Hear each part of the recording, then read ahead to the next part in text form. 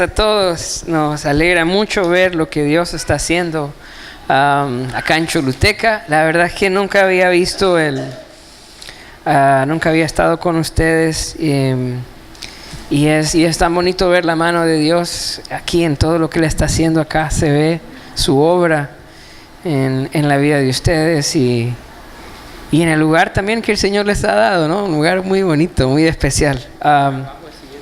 Ok. Listo. Gracias, Juan. Estamos muy contentos de estar aquí. Vamos a orar y pedirle al Señor que nos dirija en el estudio de su palabra esta mañana. Padre, te damos gracias por tu obra en Choluteca. Gracias por la vida de Juan y su familia, por la vida de Ariel y por la vida de cada líder, Señor, de la iglesia. Gracias porque a tus ojos, Señor, que una persona se convierta, que una familia se convierta, Señor, es algo valioso, algo especial.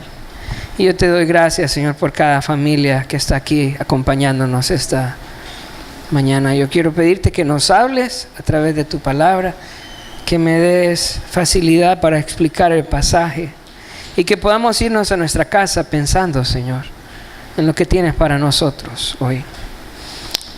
Lo pedimos todo en el nombre de nuestro Señor y Salvador Jesucristo. Amén y amén. El día de hoy vamos a estudiar en la segunda carta de Pedro, en el capítulo 2, del versículo 1 al versículo 16. Segunda de Pedro, capítulo 2, del versículo 1 al versículo 16. Y para tener una idea de lo que está pasando, Pedro está escribiendo su última carta. En el capítulo 1 dice que el Señor le ha revelado, en el versículo 14, que va a partir pronto. El Señor le dijo: Pedro, ya es el final de tus días acá, ¿verdad? Prepárate. Y en el capítulo 1, al final, Él tiene un consejo para la iglesia. Y dice en el versículo 19: tenemos también la palabra profética más segura, a la cual hacéis bien en estar atentos, como una antorcha que alumbra que alumbra en lugar oscuro, hasta que el día esclarezca y el lucero de la mañana salga en vuestros corazones. Entonces Él está listo para partir a la presencia del Señor en breve, y le está diciendo: hágame un favor, yo ya me voy, ¿ok? Y yo no voy a estar más con ustedes. Háganme un favor y háganse un favor ustedes. Pongan su mirada en la Escritura, pongan su mirada en la palabra de Dios, en la palabra de Dios. Él estaba preocupado porque él sabía que cuando él partiera, la fe de ellos se iba a poner a prueba, porque muchos falsos maestros iban a venir. Y por eso le está diciendo: por favor, dedíquense al estudio de la palabra. Estúdienla, mírenla como una antorcha. Yo no sé cómo está su estudio devocional, si está estudiando la palabra día a día o no lo está haciendo. Pero si no lo está haciendo aún, si no está estudiando la palabra de Dios, yo quiero decirle que usted está en un grande peligro, porque estamos enfrentando tiempos bien complicados.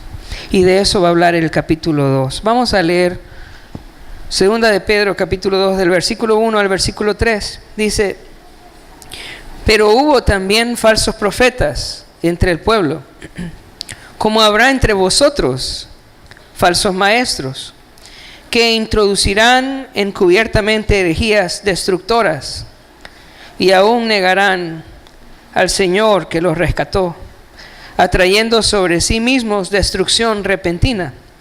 Y muchos seguirán sus disoluciones, por causa de las cuales el camino de la verdad será blasfemado. Y por avaricia harán mercadería de vosotros con palabras fingidas. Sobre los tales, ya de largo tiempo, la condenación no se tarda y su perdición no se duerme. Pedro les está rogando a los hermanos: por favor, Tomen tiempo para leer la palabra de Dios, para meditar en la palabra de Dios. ¿Saben por qué? Porque así como hubieron falsos profetas en el pueblo de Israel, dentro de la iglesia se van a levantar falsos maestros. Y si ustedes van leyendo de manera cronológica la Biblia, hay algo peculiar. Entre más vamos acercándonos al Apocalipsis, el tema de los falsos maestros es más frecuente. Lo toca primera y segunda de Pedro, lo toca también en el libro de primera de Juan, de segunda de Juan, de tercera de Juan. Todos ellos hablan de los falsos maestros, y Judas amplía el el tema de los falsos maestros. Ustedes leen todo el libro de Judas, todo el libro de Judas habla sobre los falsos maestros, porque a medida nosotros nos vamos acercando al final de los tiempos, la proliferación de falsos maestros es más común, y eso es lo que estamos viendo hoy. Es una señal de que el Señor regresa. De pronto te estás preguntando por qué hay tantas iglesias con falsos maestros. Bueno, es porque el Señor viene. Y esta es una señal de que Él está a las puertas, Ahora, ¿cómo trabajan estos falsos maestros? Dice en el versículo 1 que van a introducir encubiertamente herejías destructoras. La idea no es que ellos van a enseñar cosas totalmente erradas o nuevas. La idea es que van a tomar la buena doctrina y la van a pervertir. La idea es que van a llevar la doctrina nuestra a puntos no bíblicos, que van a venir a hacer destrucción para la iglesia. Yo quiero, por ejemplo, darte un ejemplo esta mañana de una herejía destructora. La Biblia nos enseña que la salvación es por gracia, por medio de la fe, que el Espíritu Santo viene como un sello a la vida del creyente, que somos hijos de Dios, y por lo tanto la salvación no es algo que yo puedo ganar ni puedo perder. Eso es claro en la Biblia. Sin embargo, estos falsos profetas quieren llevar la gracia de Dios al libertinaje, en donde el Hijo de Dios no importa cómo viva, el Hijo de Dios no importa cómo actúe, siempre es Hijo de Dios, y eso no es cierto. La verdad es que el Hijo de Dios debe vivir para Dios. Eso es cierto. La verdad es que el Hijo de Dios es llamado a vivir de una manera que honre al Señor. ¿Es cierto que la salvación no se pierde? Sí, es cierto, la salvación no se pierde. Eso nos enseñan las Escrituras. Pero también es cierto que el Hijo de Dios debe vivir para Dios. Vamos a ir a leer el libro, sin perder esta cita, vamos a ir al libro de Efesios, capítulo 5. Vamos a leer del versículo 1 en adelante.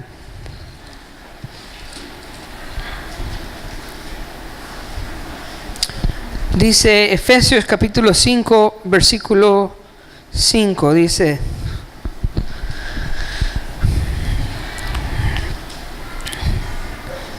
Sed pues imitadores de Dios, como hijos amados, y andad en amor, como también Cristo nos amó, y se entregó a sí mismo por nosotros, ofrenda y sacrificio a Dios en olor fragante. Pero fornicación y toda inmundicia o avaricia ni aun se nombre entre vosotros como conviene a santos, ni palabras deshonestas, ni necedades, ni truanerías que no convienen, sino antes bien acciones de gracias. Porque sabéis esto, que ningún fornicario o inmundo o avaro que es idólatra, dice, tiene herencia en el reino de Cristo y de Dios. El Hijo de Dios debe vivir para Dios. Eso es lo que la Escritura nos enseña.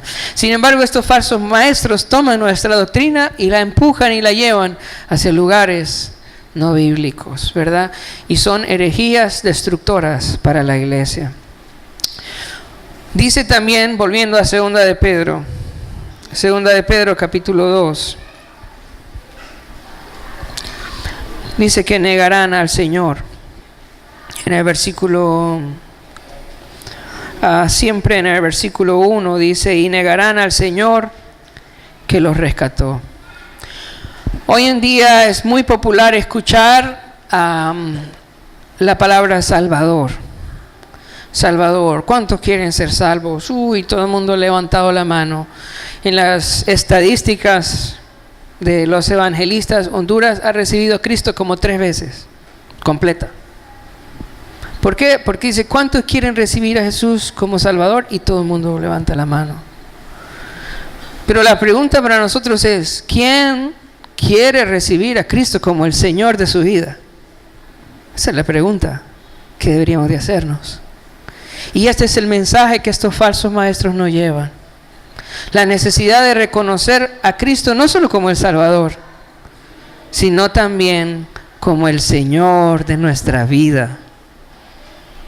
Estos negarán al Señor que los rescató.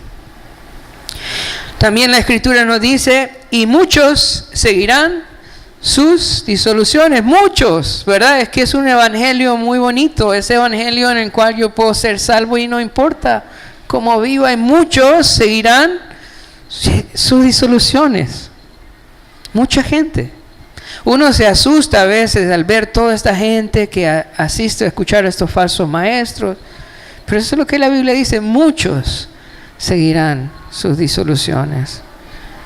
Y luego dice también en el versículo 2, por causa de los cuales el camino de la verdad será blasfemado. Yo quiero preguntarte hoy, ¿cuál es el concepto que la gente tiene sobre los evangélicos? ¿Qué dice la gente de los evangélicos? ¿Qué dice la gente de los pastores? ¿Qué dice la gente? Yo recuerdo hace un par de meses fui a visitar a una familia, y una familia nueva llegó por primera vez a la iglesia y les compartí el evangelio y me dijeron, pastor, gracias por compartirnos el evangelio, nunca nos habían compartido el evangelio antes, de verdad. Les dije, sí, no, nunca. ¿Y a qué iglesia iban antes? Pues a una iglesia evangélica, fuimos por 10 años, pero esos todos están locos, me dijo. Y yo le dije, ¿le digo o no le digo que soy evangélico? O sea, ¿cuál es el concepto que la gente tiene de nosotros? Por causa de los falsos maestros, por causa de ellos, el camino de la verdad será blasfemado. Y eso es lo que estamos viviendo hoy. Por causa de estos falsos maestros, la gente habla mal de la iglesia. Ahora, dice en el versículo 3, y por avaricia harán mercadería de vosotros con palabras fingidas. ¿Cuál es el objeto de estos falsos maestros? Sacar el dinero de la gente. Ven a las personas como potenciales recursos económicos para ellos. Entonces es como un pastor así, un pastor que ve la oveja, ¿verdad? Pero no ve la oveja, sino que ve la lana de la oveja, ¿no? Si esta oveja sí se ve con lana, ¿no? A este hay que buscarlo. Y estos son los falsos maestros. Personas que tienen la mirada puesta en el dinero, y uno puede ver sus predicaciones. ¿Cuál es el espíritu de la profecía? ¿A dónde nos lleva la palabra de Dios? A Cristo Jesús. Cristo está en el centro de la profecía. ¿Sabe de qué debe de predicar un pastor? De Cristo. ¿Qué debe escucharse desde el púlpito del Evangelio de Jesús? Esto es el centro de la profecía. Todo nos debe llevar a apuntar a Jesús. Sin embargo, estos falsos maestros tienen la mirada puesta en el dinero. ¿Y de qué hablan? Del dinero. ¿Y quién no quiere dinero? Muchos seguirán sus disoluciones porque el mensaje no es Jesús. Ahora, uno se pregunta, bueno, ¿y por qué Dios no los elimina, verdad? ¿Por qué Dios no envía fuego de un solo y los consume a todos si es la iglesia de Jesús? ¿Por qué Él permite que todavía vivan? Y en esta mañana yo quiero decirte, tenga paciencia. Eso viene. Y eso es lo que nos va a explicar Pedro en los siguientes versículos. Vamos a leer en el versículo, del versículo 4 al versículo 9. Dice, porque si Dios no perdonó a los ángeles que pecaron, sino que arrojándolos al infierno los entregó a prisiones de oscuridad para ser reservados al juicio, y si no perdonó al mundo antiguo, sino que guardó a Noé, pregonero de justicia, con otras 7 personas, trayendo el diluvio sobre el mundo de los impíos, y si condenó por destrucción a las ciudades de Sodoma y de Gomorra, reduciéndolas a ceniza y poniéndolas de ejemplo a los que habían de vivir impíamente. Y libró al justo Lot, abrumado por la nefanda conducta de los malvados, porque este justo que mora entre ellos afligía cada día su alma justa, viendo y oyendo los hechos inicuos de ellos. Sabe el Señor librar de tentación a los piadosos y reservar a los injustos para ser castigados en el día del juicio. El apóstol Pedro está diciendo, saben, tenga paciencia. Yo sé que esto molesta, yo sé que dan ganas de eliminarlos a todos, pero tenga paciencia. ¿Por qué? Porque el Señor tiene un juicio para ellos y nos da 3 ejemplos del juicio del Señor, donde el Señor ha mostrado su justicia y su ira sobre aquellos que pecaron. Y el primer ejemplo es los ángeles, dice que pecaron. El Señor no los perdonó. Y yo quiero decirte que a los falsos maestros, Dios no va a pasar por alto esta labor que ellos han hecho engañando al pueblo de Dios. Y así como el Señor juzgó a los ángeles, Él va a juzgar también a los falsos maestros. Puedes pensar en los ángeles, que son seres angelicales, especiales, preciosos, que vivían en la presencia de Dios. Se rebelaron y Dios no los perdonó. Y Él está diciendo, Él tampoco va a perdonar a estos falsos maestros que han engañado al pueblo de Dios. También usa como ejemplo al mundo antiguo. La Biblia dice que en Génesis capítulo 6, que los hijos de Dios se juntaron con las hijas de los hombres, que el linaje del Señor se corrompió y el Señor destruyó todo el mundo antiguo. ¿Cuántos se salvaron? 8. El Señor anda contemplaciones, no sé si me entienden, me explico eso. El Señor anda con contemplaciones a la hora de su juicio, no importa cuántos sean, Él los va a eliminar a todos. Él no perdonó al mundo antiguo y Él no va a perdonar tampoco a los falsos maestros y a aquellos que le sigan, no importa cuántos sean. Del mundo antiguo solo se salvaron 8. Yo no sé cuántos se van a salvar en esta generación, pero para el Señor eso no es importante. Él destruyó a todo el mundo antiguo y Él va a destruir a los falsos maestros y a sus seguidores un día también. Y el tercer ejemplo que usa también es el de Sodoma y Gomorra. La Biblia dice que Dios destruyó estas ciudades por su perversión y quedaron reducidas a cenizas. ¿Quieres entender un poco la ira de Dios? Puedes ver el diluvio, puedes ver la destrucción de Sodoma y Gomorra. Así va a ser el juicio de Dios sobre los falsos maestros y sus seguidores. Ahora, cuando uno piensa en este juicio, que es el que viene, porque el Señor juzgó a los ángeles, el Señor juzgó al mundo antiguo, juzgó a Sodoma y Gomorra, y el Señor va a juzgar la tierra también. Ahora, no sé si ustedes escucharon en las redes sociales que alguien dijo que el fin del mundo era el sábado pasado. ¿Escucharon algo así? Bueno, es un falso profeta, porque la Biblia dice que solo el Padre en su santa voluntad sabe. Entonces, cuando alguien dice, no, viene mañana, es un falso. Sin embargo, el juicio del Señor viene. Y estas cosas a nosotros los creyentes no deberían de producirnos tristeza o ansiedad, sino deberían de producirnos gozo. El hecho de saber que el Señor viene debería de darnos alegría y saber que el juicio del Señor no es para nosotros. El juicio del Señor es para los falsos maestros y para sus seguidores. Dice el versículo 9, sabe el Señor librar de tentación a los piadosos y reservar a los injustos para ser castigados en el día del juicio. Entonces, ¿el juicio es para los piadosos? ¿Ah? ¿Es para los piadosos el día del juicio? No, no es para nosotros. ¿Debemos de estar preocupados porque viene la gran tribulación? No, debemos de estar alegres. Ahora, también he tenido hermanos que me dicen, pastor, pero a mí me preocupan mis hijos también, porque yo los veo que están un poco perdidos, ¿verdad? Y yo les hablo y no me escuchan. Quiero recordarte qué pasó aquí con Noé. ¿Quién halló gracia delante de Dios? Dice en Génesis 6. ¿Quién fue el que halló gracia? Noé. ¿Y Dios salvó a quién? A Noé y a su casa. ¿Su casa tuvo que entrar en el arca? Sí, tuvo que entrar en el arca. ¿Hubo una labor de Noé en la vida de su familia? Sí. ¿Hay una labor en la vida del cristiano con su familia? Sí. Nosotros necesitamos predicarles el evangelio, necesitamos orar por ellos y necesitamos ser testimonio en la casa también. Ahora, si yo he hallado gracia, es porque el Señor quiere extender su gracia para mi casa. Si Dios lo salvó a usted, es porque quiere salvar a sus hijos. Eso fue lo que pasó con Noé. Dios salvó a Noé y salvó también su casa. En el caso de Sodoma y Gomorra, Dios hizo lo mismo. ¿Quién halló gracia? Lot. ¿Y a quién salvó Dios? A toda su casa, ¿verdad? Y entonces los ángeles iban sacándolo a él con sus hijas y su esposa, y la esposa vio atrás y se convirtió en una estatua de sal, pero ya no es culpa de Dios, ¿cierto?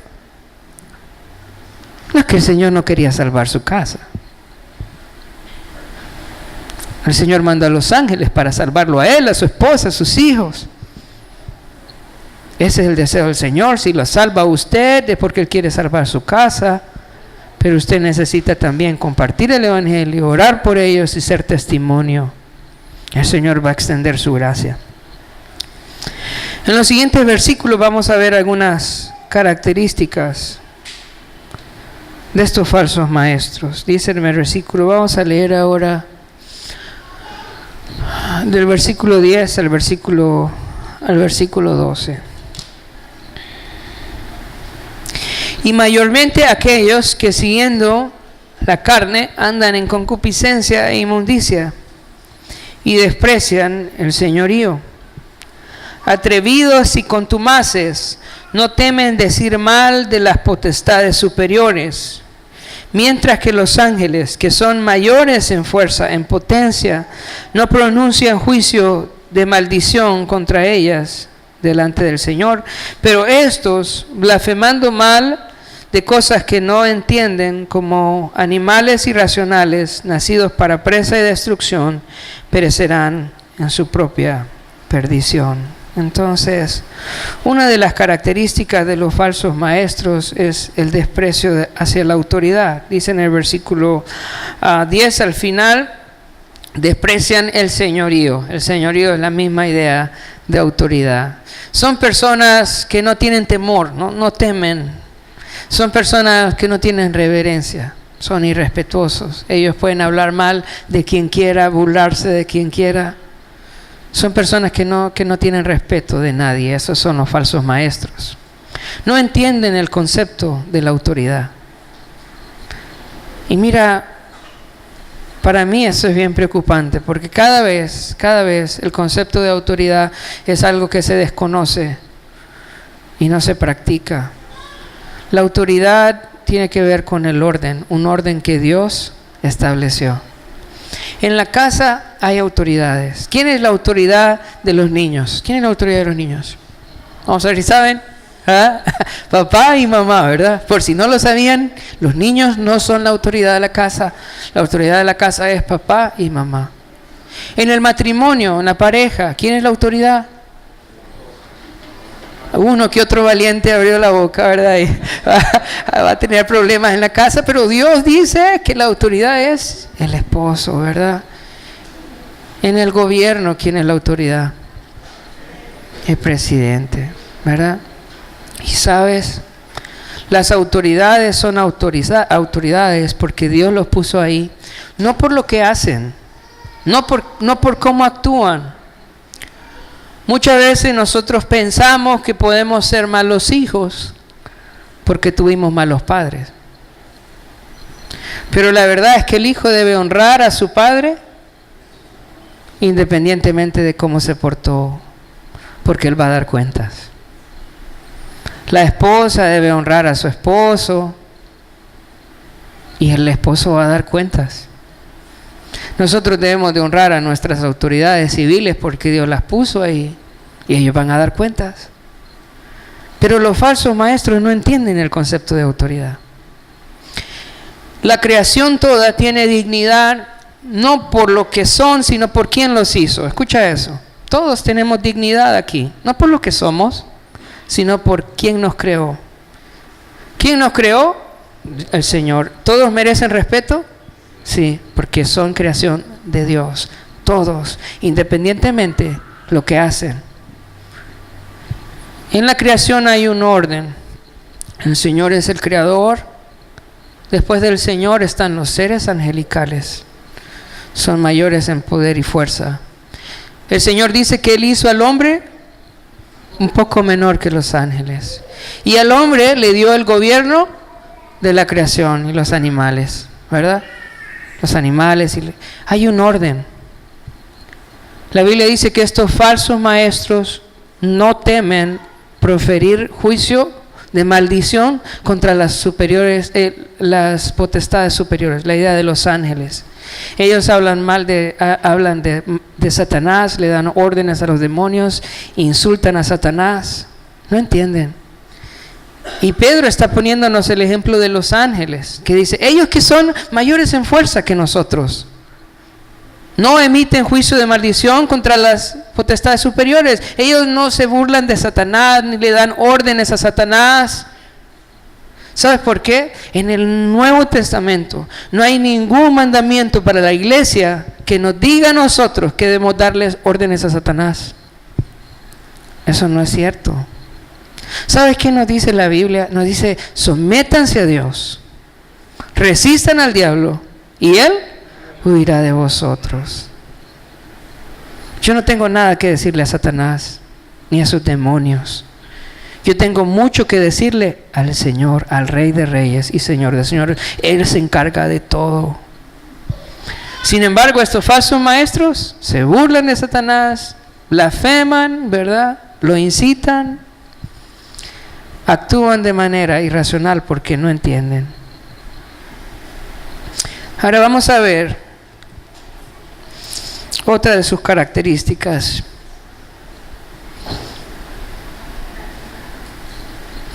Va a entrar en la concupiscencia. Vamos a leer del versículo 13 al 14.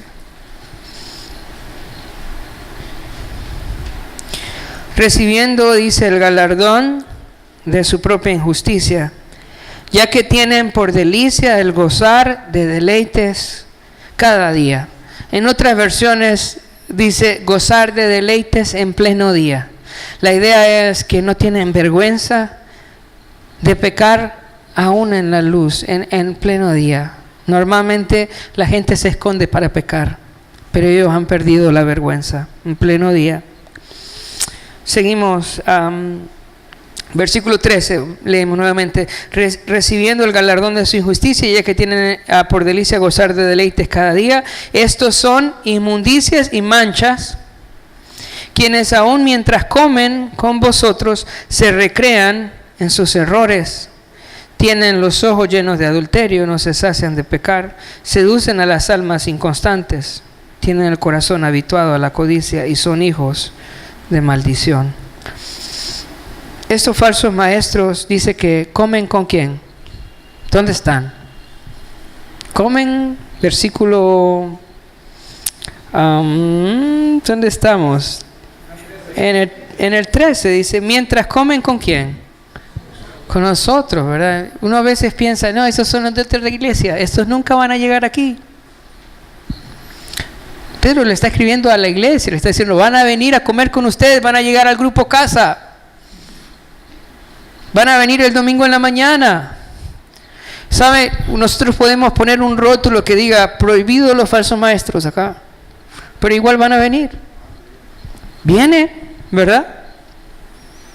Y dice que cuando ellos hablan, se recrean en sus propios errores. O sea que es un chiste, ¿verdad? Es un chiste la forma en cómo ellos viven, de quién se burlaron, a quién trataron mal. Esas son sus conversaciones, no tienen vergüenza. Dice el versículo 14, dice, tienen los ojos llenos de adulterio. ¿Y qué significa eso? El Señor nos escribió en Mateo 5:28 y nos dice que cualquiera que mira a una mujer para codiciarla, ya adulteró con ella en el corazón. Entonces estos falsos maestros vienen a la iglesia, ¿para qué? ¿Ah? Para ver a las hermanas, ¿verdad? ¿Y cómo la ven? Con ojos de adulterio. Y están ahí y vienen aquí a ver. Ahora, ¿cómo el creyente debe ver a un hermano? ¿Cómo debe verse? Vamos, sin perder aquí. Vamos a ir a 1 Timoteo capítulo 5.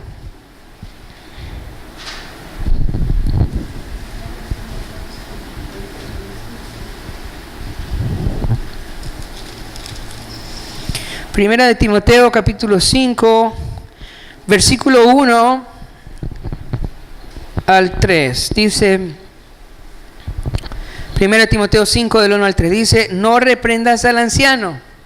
Así que todos los ancianos pueden subrayar aquí, y cuando venga alguien a reprenderlo, le pueden leer este versículo. Dice, no reprendas al anciano, sino exhórtale como a padre. A los más jóvenes como a hermanos, a las ancianas como a madres. Y escucha esto, dice a las jovencitas como a hermanas, y añade con toda pureza, con toda pureza. Así debe ser el trato con los hermanos y las hermanas, con toda pureza. El Señor nos ha dejado un lugar donde ver cuando platicamos, y es los ojos. Cuando usted platica con alguien, véala a los ojos, no vea nada más. Los ojos, ¿verdad? Ahí es donde vemos cuando platicamos. Hacerlo con toda pureza. Entonces vemos estos falsos maestros. Ellos no se cansan de pecar. Ellos andan en la iglesia, pero con otro sentido, ¿no? Con otro sentido, detrás de otra cosa. Ahora vamos a leer el versículo 14, siempre 14. Si tienen los ojos llenos de adulterio, no se sacian de pecar. La idea es que viven una vida de pecado. Seducen a las almas inconstantes. Este punto es bien importante. Ellos hablan bonito, hablan de Dios, pero no se cansan de pecar. Al mismo tiempo están hablando de Dios, de la iglesia, y al mismo tiempo viven una vida de pecado. Pero luego dice, seducen a las almas inconstantes.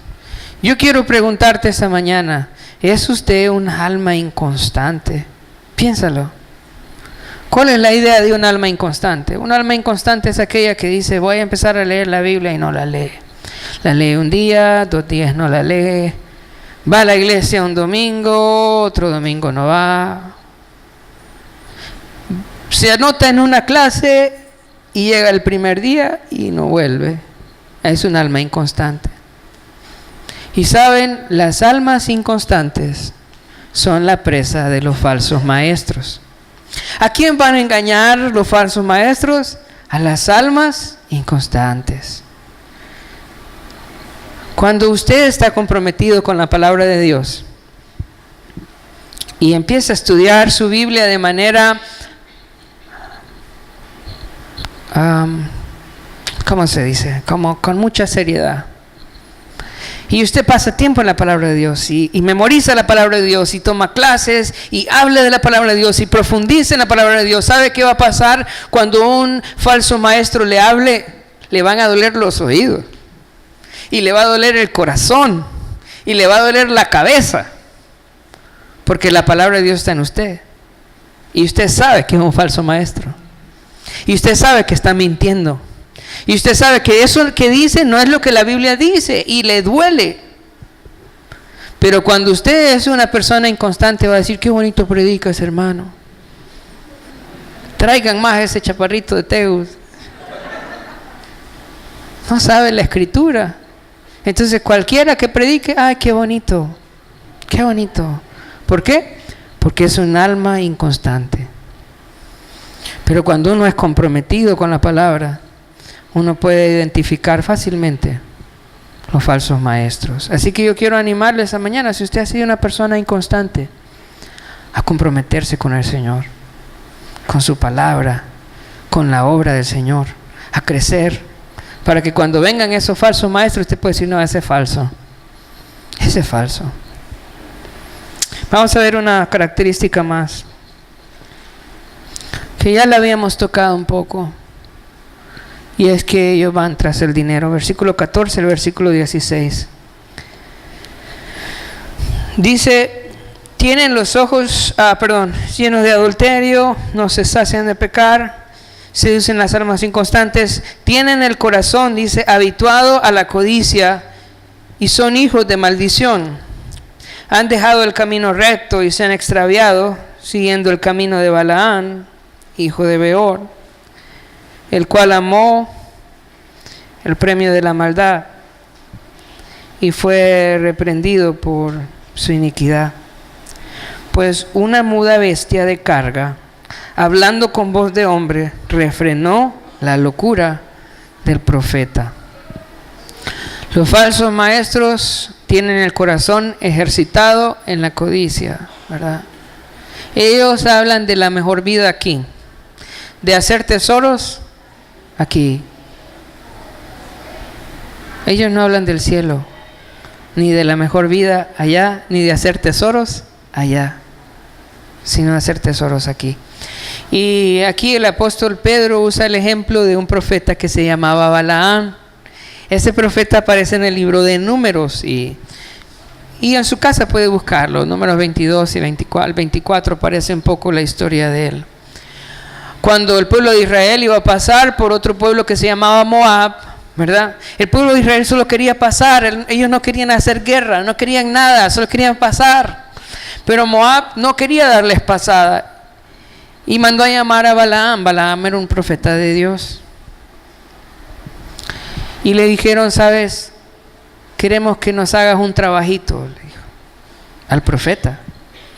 Queremos que nos maldigas al pueblo de Israel. Nosotros sabemos que si tú lo maldices, están cheques porque tú eres un profeta. Entonces Balaam fue y le dijo al Señor, Señor, me están pidiendo que haga un trabajito. Y entonces el Señor le dijo, no vaya. Entonces el pueblo de Moab mandó más dinero. Y entonces se fue Balaam otra vez y le dijo, vio el dinero, dijo, voy a ir a orar a preguntarle a Dios, Dios, me da más dinero. Y el Señor le dijo, ok, vaya, le dijo, vaya. Pero lo que no sabía Balaam es que también mandó un ángel que le cortara la cabeza. Que hacía el Señor. ¿Sabe? No hay que andarle preguntando al Señor cuando ya le dijo que no, porque le va a decir que sí. Pero le va a mandar el ángel allá. Porque la palabra del Señor no cambia.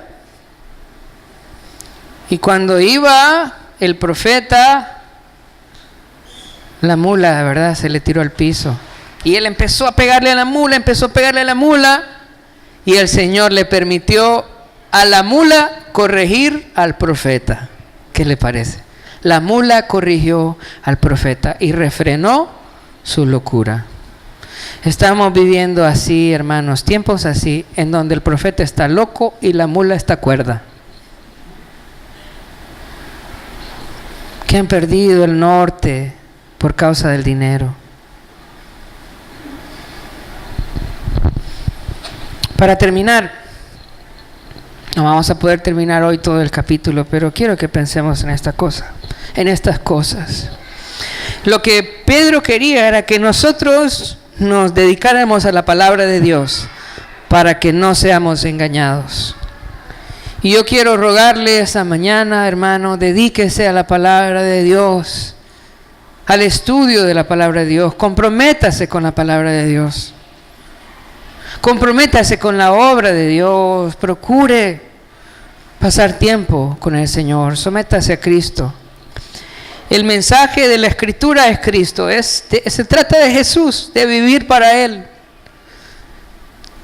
Si uno pudiera resumir la Escritura es Jesús, es vivir para Cristo. Evalúe lo que escucha a la luz de la Biblia. Cuando alguien predica, no piense en cómo se siente usted, porque nosotros somos malos por naturaleza y nos gusta que nos digan cosas bonitas. Evalúe todo lo que escucha a la luz de la Escritura. Y si la Escritura lo dice, entonces tómelo. Pero si la Escritura no lo dice, entonces deséchelo. Por último, cuídese Cuídese de los falsos maestros, son peligrosos, ¿verdad? Son peligrosos, tenga mucho cuidado. Vamos a terminar orando. Padre, queremos darte gracias por tu palabra. Gracias por lo que estás haciendo aquí en Choluteca. Gracias por cada hermano que nos visita esta mañana.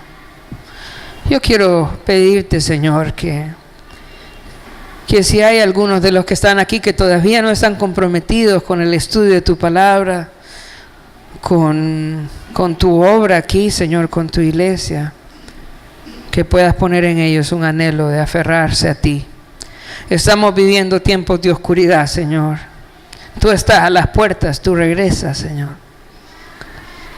Ayúdanos a permanecer aferrados a tu palabra, sometidos, Señor, a Cristo. Ayúdanos a seguir llevando el mensaje de tu palabra limpio, Señor, recto. Te lo pedimos en el nombre de Jesús. Amén y amén.